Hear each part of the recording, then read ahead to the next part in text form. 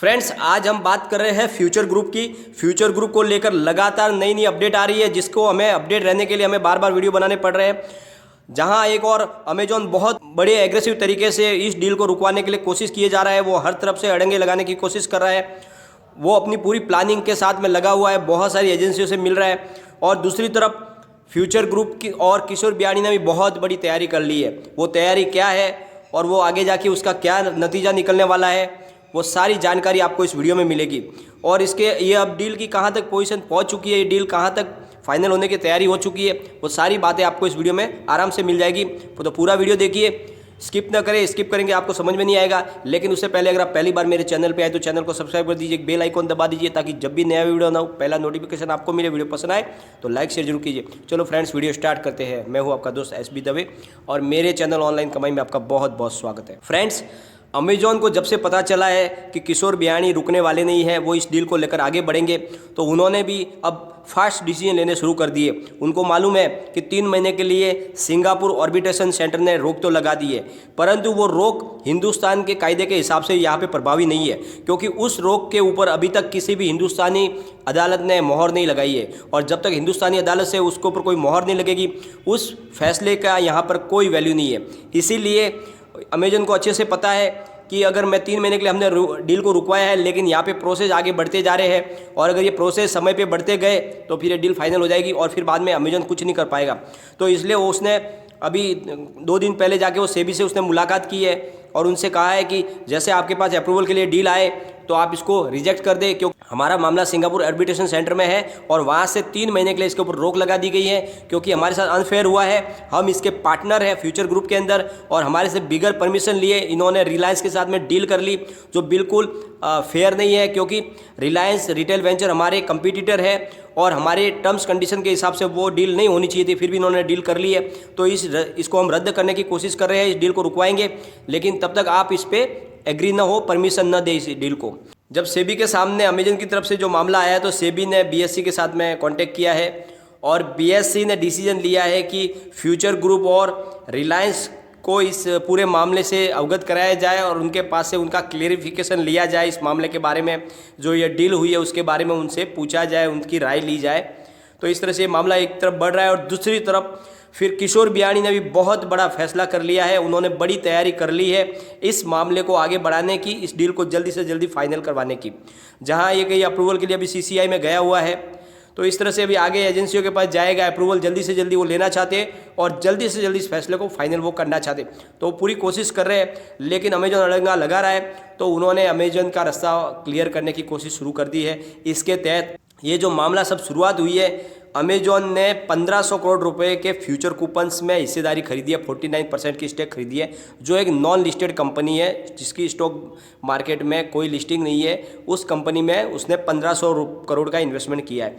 तो इसी 1500 करोड़ के इन्वेस्टमेंट की एवज में उन्हें 5% की हिस्सेदारी फ्यूचर रिटेल में मिली है, और इसी की इस वजह से यह सारा का सारा मामला आगे आ गया है और ये मामला सब बिगड़ने की तैयारी पे आया है।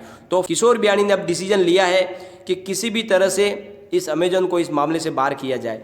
तो अगर उनका जो सोचना है कि सिंगापुर ऑर्बिटेशन सेंटर से अगर फैसला हमारे फेवर में नहीं आया, अगर हम वहाँ पे केस हार जाते हैं, जो इन्वेस्टमेंट जो किया हुआ है 1500 करोड़ रुपए लगाए हैं, वो उन्हें वापस लौटाने होंगे और हो सकता है साथ में उनके ऊपर कोई पेनल्टी लगाई जाए।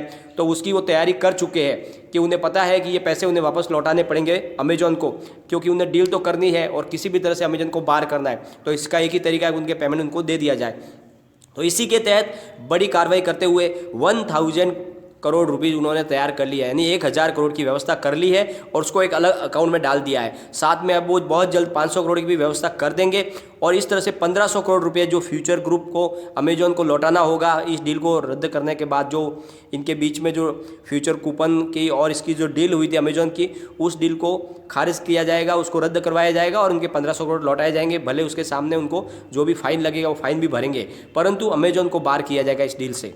तो यही उस तरफ आगे बढ़ रहे हैं, क्योंकि किशोर बियाणी ने पूरी तरह से सोच लिया है कि हमें ये डील रिलायंस के साथ करनी है, किसी भी हालत में करनी है, इसको कोई नहीं रोक पाएगा।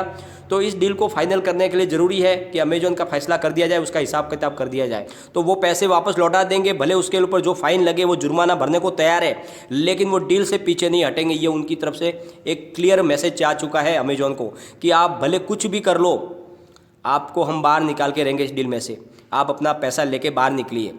किशोर बियाणी की तरफ से एक क्लियर मैसेज जा चुका है अमेजोन को, आप कुछ भी अड़ंगे लगाओ, कुछ भी करो, ये डील तो होके रहेगी और आपने जो इन्वेस्टमेंट किया है वो हम आपको वापस लौटाएंगे।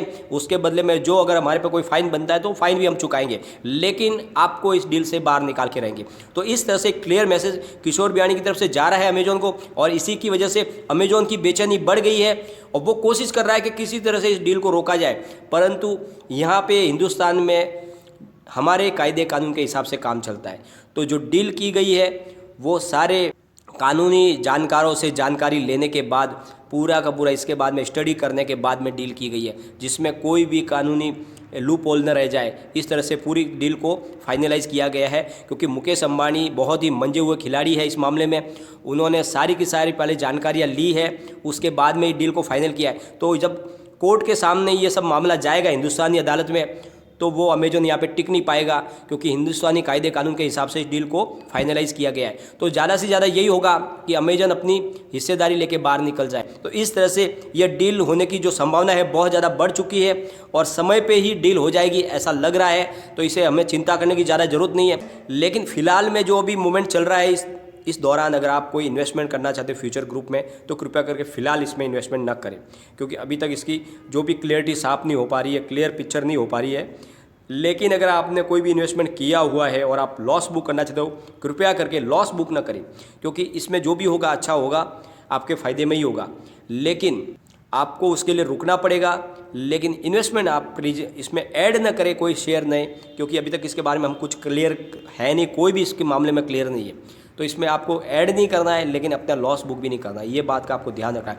लेकिन कोई भी इन्वेस्टमेंट करने से पहले अपने फाइनेंशियल एडवाइजर से एक बार एडवाइस ले लें या अपना खुद का रिसर्च करें, क्योंकि मैंने ये वीडियो आपके एजुकेशनल पर्पज़ के लिए ही बनाया।